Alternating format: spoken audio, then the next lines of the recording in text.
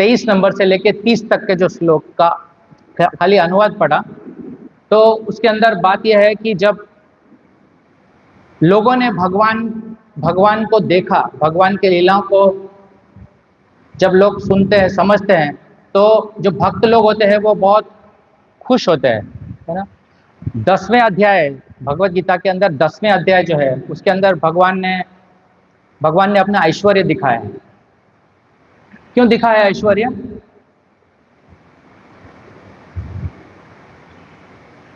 ऐश्वर्य क्यों दिखाया भगवान ने?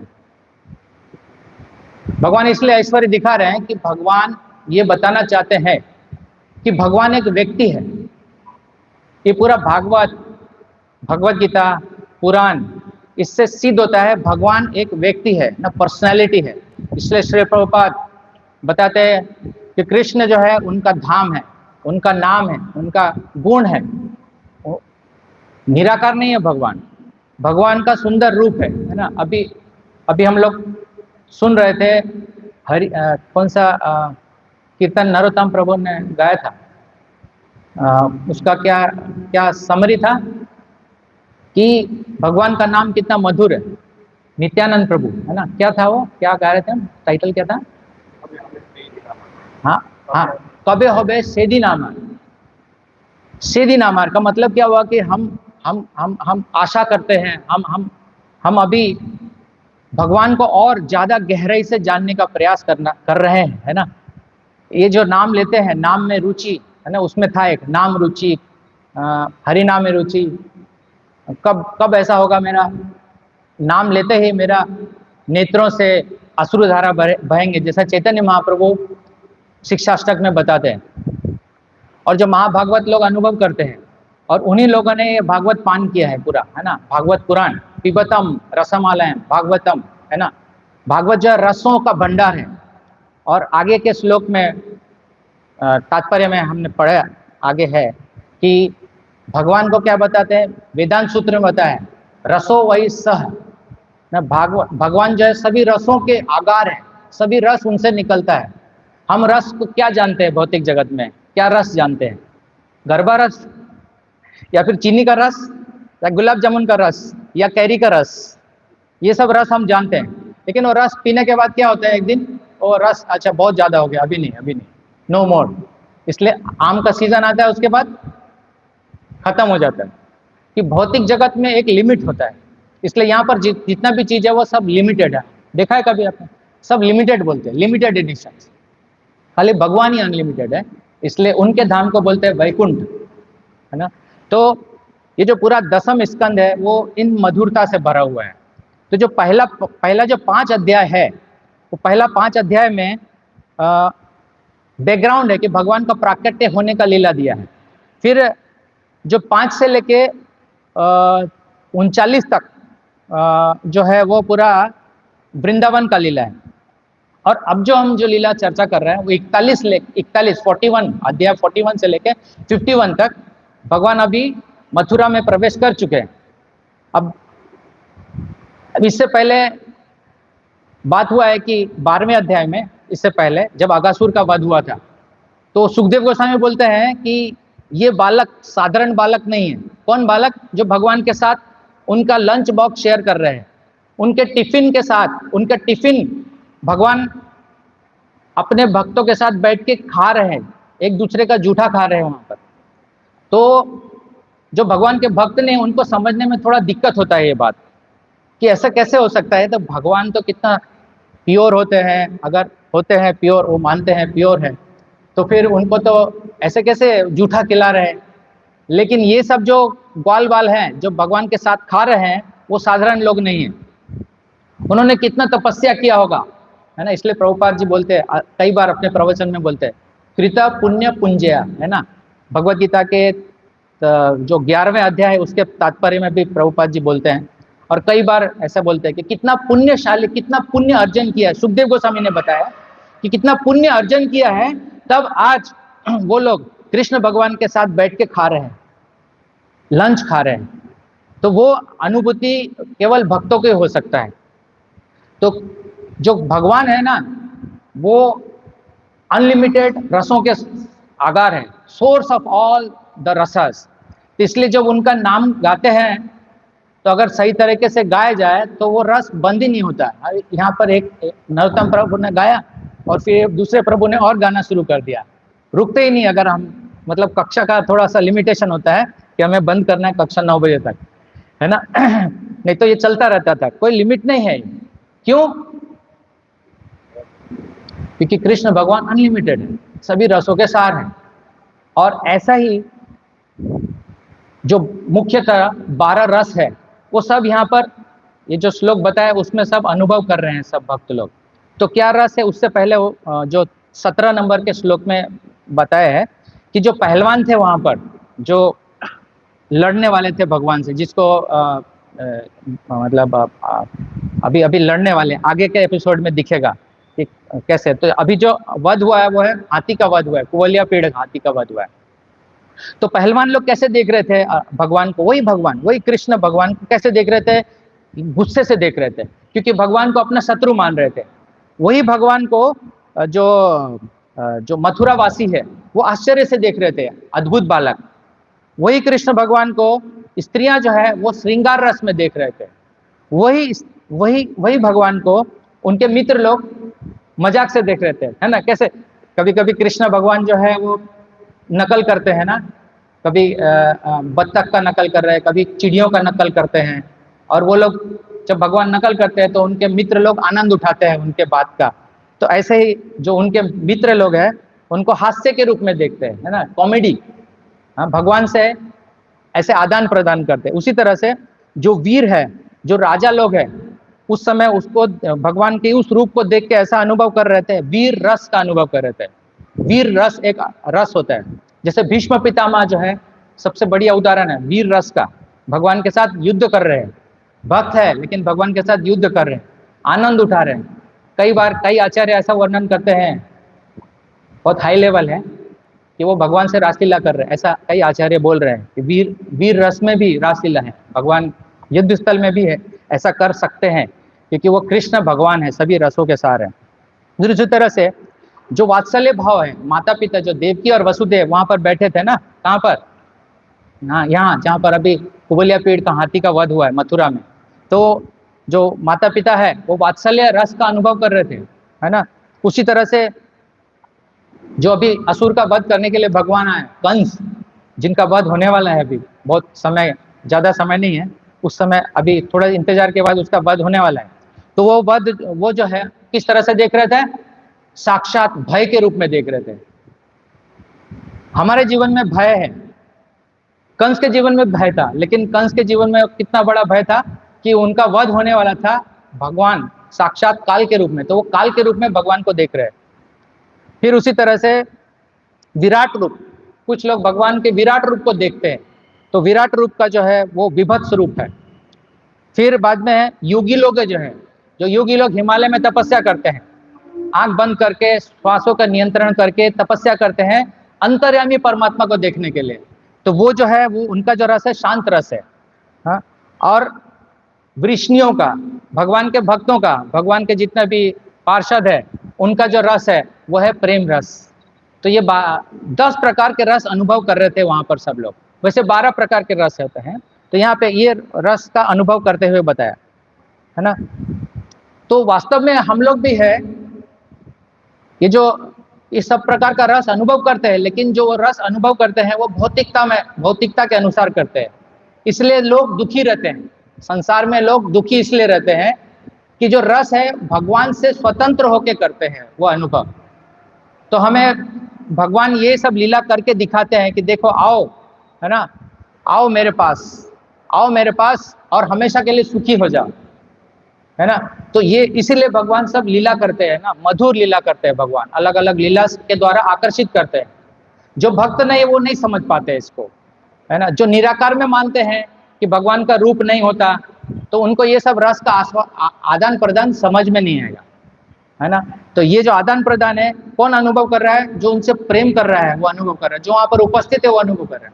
अच्छा, बाद में ये लोग जो है भगवान को सुने थे, तो यहाँ पर एक जगह बोल रहे हैं कि जो भगवान के लीलाएं हैं हुए हैं अभी तक के, वो याद कर रहे हैं मथुरावासी, कि ऐसा इन्होंने इस असुर का वध किया, केसी का वध किया, है ना, कलिया का वध किया।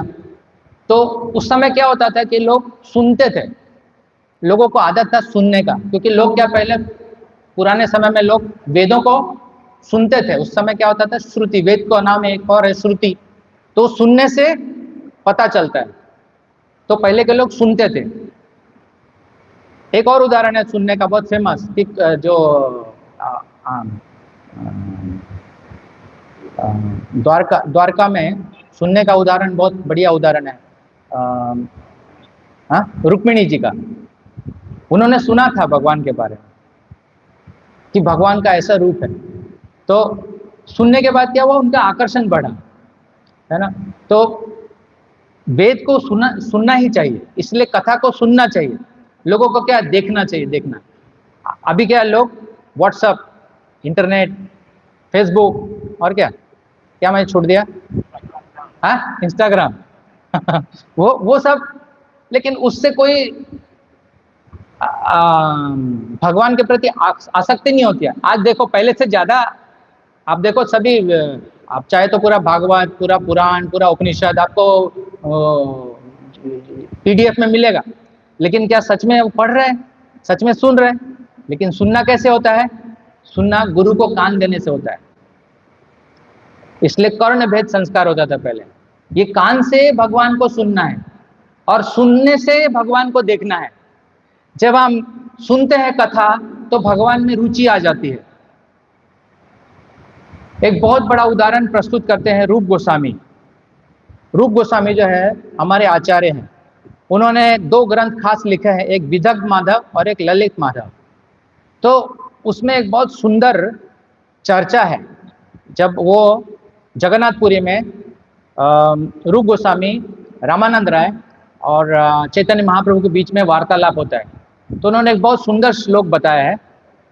तो वो ऐसा है, ये सुनने के बाद हमें और उत्साह होता है नाम लेने का। और खास करके जो अभी हमने कीर्तन सुना ना, वो जो कीर्तन जो कबे होबे बोलो से दिन आमन, वो दिन कब होगा जब मैं एकदम नाम लूंगा और भगवान एकदम से स्मरण हो जाएंगे, एकदम से हृदय में प्रकट हो जाएंगे।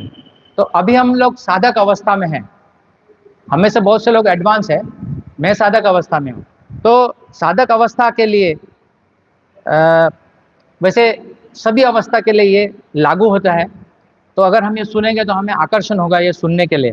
तो रूप गोस्वामी ऐसा विदग्ध माधव में बोलते हैं, तुंडे तांडाविनी रतिम वितुनते तुंडावली लब्धे कर्ण क्रोढ़ कदाम्बिनी घटायते कर्णार बुद्धेभ्य स्पृहान चेतः प्रांगण संगिनी विजयते सर्वेंद्रिय नाम कृतिम नो जाने जनिता क्रियाभीर अमृतय कृष्णेति वर्णद्वयी। रूप गोस्वामी बोलते हैं ये 2 अक्षर वाला नाम कृष्ण, कृष्ण, कृष्ण मतलब होता है आकर्षणी शक्ति, है ना। और नौ जो है वो है आध्यात्मिक आनंद। तो दोनों को मिला के कृष्ण बनता है। तो वो बोल रहे हैं रूप गोस्वामी, ये जो 2 शब्द है जब मैं उसको उच्चारण करता हूं तो रूप गोस्वामी को कैसा अनुभव होता है? सुनिए अनुवाद। तैयार है आप लोग अनुवाद सुनने के लिए? सुनिए ध्यान से। रूप गोस्वामी जब भगवान का नाम लेते हैं हरे कृष्णा, तो उनको कैसा अनुभव होता है? वो इस तरह से बोलते हैं, वो रूप गोस्वामी बोलते हैं, मैं नहीं जानता कि कृष्ण इन 2 अक्षरों में कितना अमृत है। जब कृष्ण का पवित्र नाम जपा जाता है तो ऐसा लगता है कि मुख के भीतर नाच रहे हैं। तब हमें अनेक मुखों की कामना होती है। जब वह कान में के छिद्र में प्रवेश करता है तो हमें ऐसा लगता है कि हमें लाखों कान हो। और जब यह पवित्र नाम हृदय प्रांगण में नाचता है तब तो मन की गतिविधियों को विजय प्राप्त होता है और इसलिए सभी इंद्रियां निष्क्रिय हो जाती है, एकदम निष्क्रिय होकर केवल वो, जैसे आपने सुना होगा वर्णन, जब भगवान कृष्ण वापस वृंदावन में प्रवेश करते हैं, वापस गाय चरा के शाम को, तो वापस फिर से गाय बछड़े दूध पीते हैं। अगर बछड़े दूध पी रहे हैं तो वो भगवान को दूध देख के बंद कर देते हैं, सब एकदम शांत एकदम हो जाते हैं, क्योंकि कृष्ण आए हैं, उनको देखना है।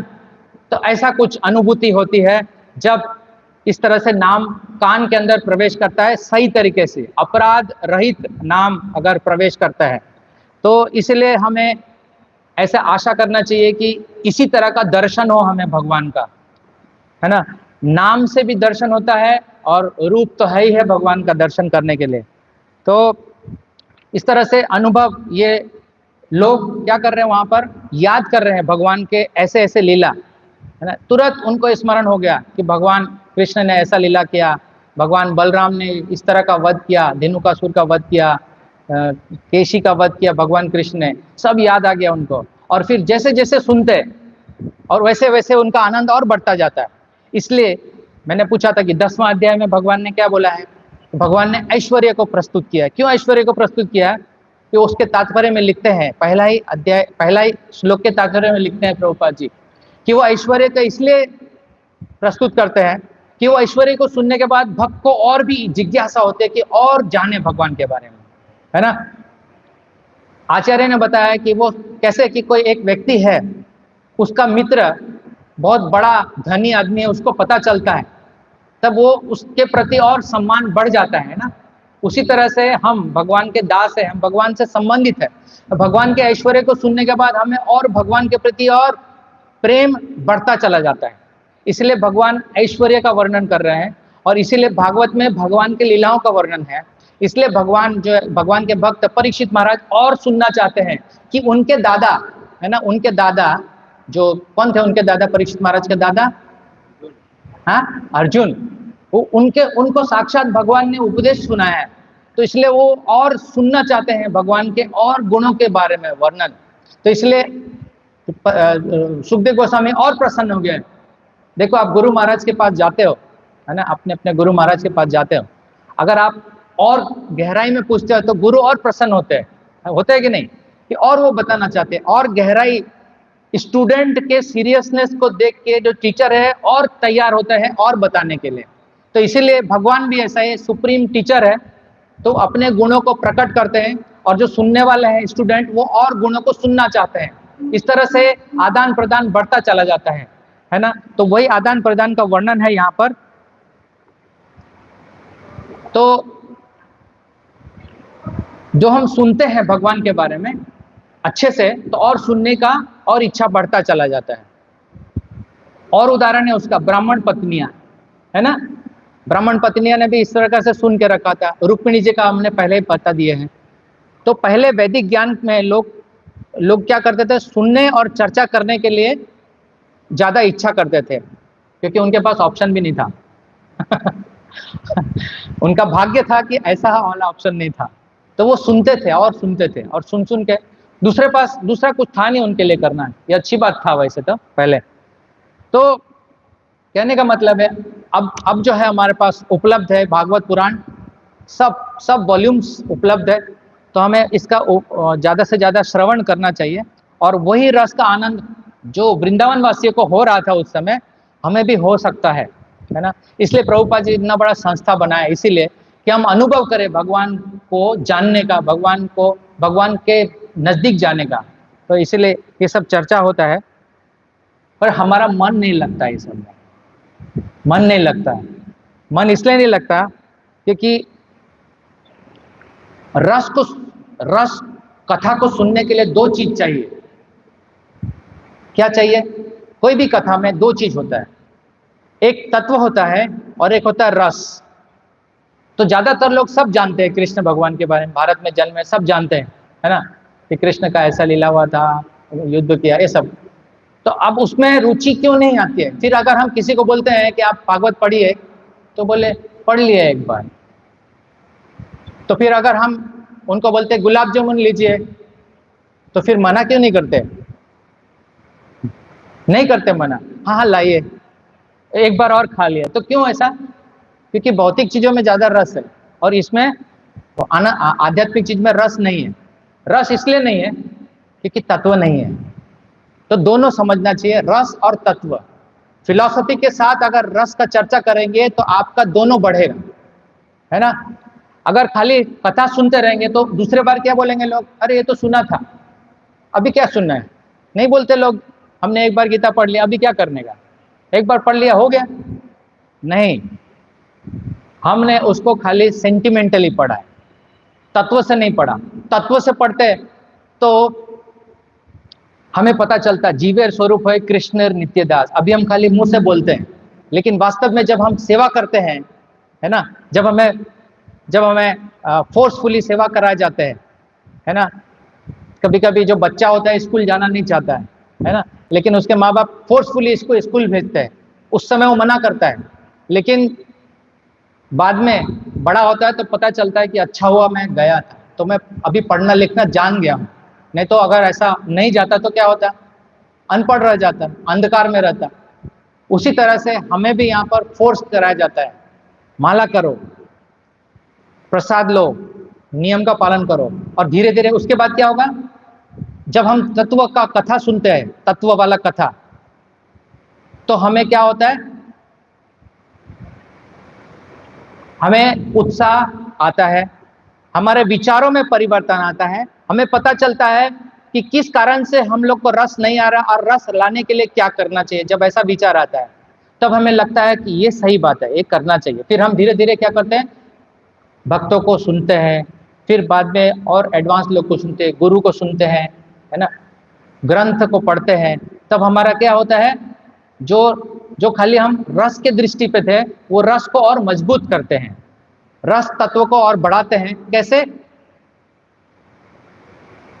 फिलॉसफी, यानी कि जो तत्व के जो विचार है, विचार मतलब फिलॉसफी को इस रस में डाल के, तब हमारा क्या बढ़ता है, रस और बढ़ता है।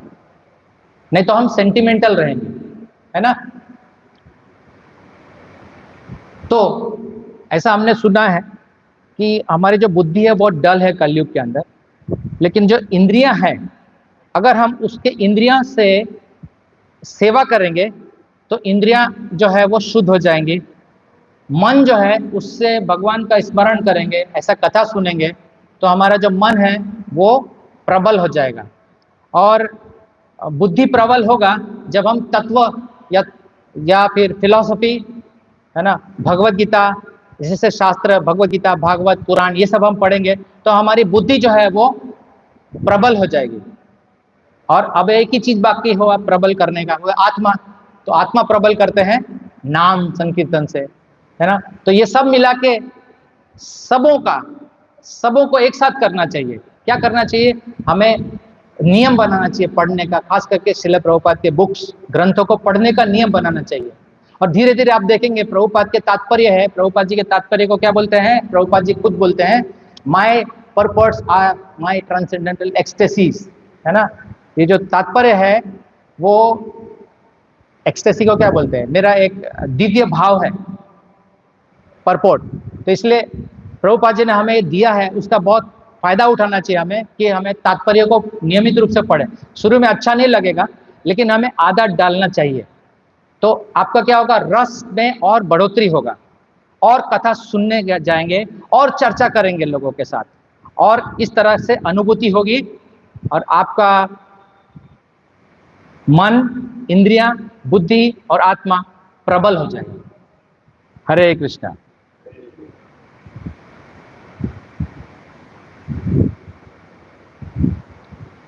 कुछ बोलना है आपको, कुछ कमेंट्स तो बोल सकते हैं।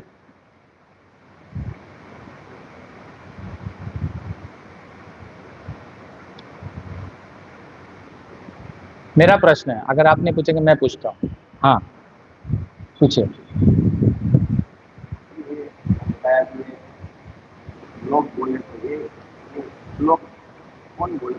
हाँ, ये जो श्लोक है, ये जो वहां पर उपस्थित जो है मथुरावासी है, वो चर्चा कर रहे हैं, एक दूसरे में चर्चा कर रहे हैं। हम लोग जो देख रहे थे ना, जो शो देख रहे थे ना वहां पर, अभी कुवलिया पेड़ का वध हो गया, तो बाकी लोग जो है वो वध को देखने के बाद चर्चा कर रहे थे एक दूसरे से। वो लोग हैं यहाँ पर, वहाँ उपस्थित जो थे, जिन्होंने सब लीला देखा भगवान का।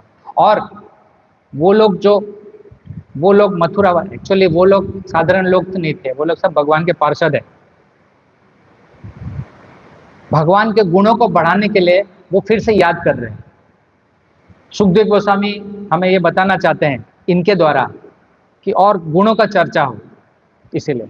कहने का मतलब है खाली सुखदेव गोस्वामी गुणों का चर्चा कर रहे हैं, लेकिन साथ में जो सामान्य जन भी है वो भी भगवान के गुणों को चर्चा में आनंद लेते हैं, ये बताने के लिए ये लोगों का बताया गया। ये लोग कहते थे कि भगवान नारायण है, यहाँ पे बोल रहे हैं ना, वो बोल रहे हैं, वो लोग ज्ञान था तभी तो बोल रहे हैं वो लोग। और पहले के लोग और ये लोग जो बोल रहे हैं, तो वो जब बोल रहे हैं कि यहाँ पर लिखा ही है ना, यहाँ पे लिखा है कि ये दोनों बालक निश्चय ही भागवत नारायण के अंश है, वो बोल रहे हैं। जो रियलाइज है वो बोल रहे हैं, और जो बाकी लोग सुन रहे हैं, तो सुनने से वो रियलाइज नॉलेज उनको मिल रहा है, वो स्वीकार कर रहे हैं कि वो भगवान है, वो स्वीकार कर रहे हैं कि भगवान ने गोवर्धन उठाया, ये भी पता है गोवर्धन उठाया है, तो स्वीकार कर रहे हैं कि ये साधारण नहीं है। और उससे भी पहले जो मथुरा के जो वृंदावन के वासी है, वो तो कृष्ण को ही मानते हैं खाली, वो कृष्ण को भागवत तत्व के हिसाब से नहीं मान रहे। कुछ लोग ऐसा मानते थे, जब कुछ लीला होता था तब बोलते थे ये तो नारायण का अंश लगता है, लेकिन वो लोग भगवान को नहीं मानते थे, मतलब कृष्ण को भगवान ऐसा कर नहीं मानते, नारायण भगवान है ऐसा वो समझते थे। ये भगवान का एक लीला शक्ति के अनुसार भक्त है, वो स्वीकार नहीं कर रहे हैं, माता यशोदा स्वीकार नहीं करती है कि कृष्ण भगवान है, वो स्वीकार नहीं करते। लेकिन ये सब सुनने के बाद हम लोगों को पूरे तत्व से स्वीकार करना चाहिए कि Krishna is the supreme personality of God है, और हम सबको उनको समर्पण करना चाहिए। पूरा भागवत और पूरा भगवत गीता, पूरा रामायण, पूरा वेद, पूरा पुराण यही सिद्ध करता है कृष्णस्तु भगवान स्वयं। वेद पढ़ना इसीलिए कि कृष्ण भगवान है, वेदेश सर्वे रामे वेद्यो, वेद को भी पढ़ना इसीलिए कि कृष्ण भगवान है, इस कंक्लूजन पर पहुंचे।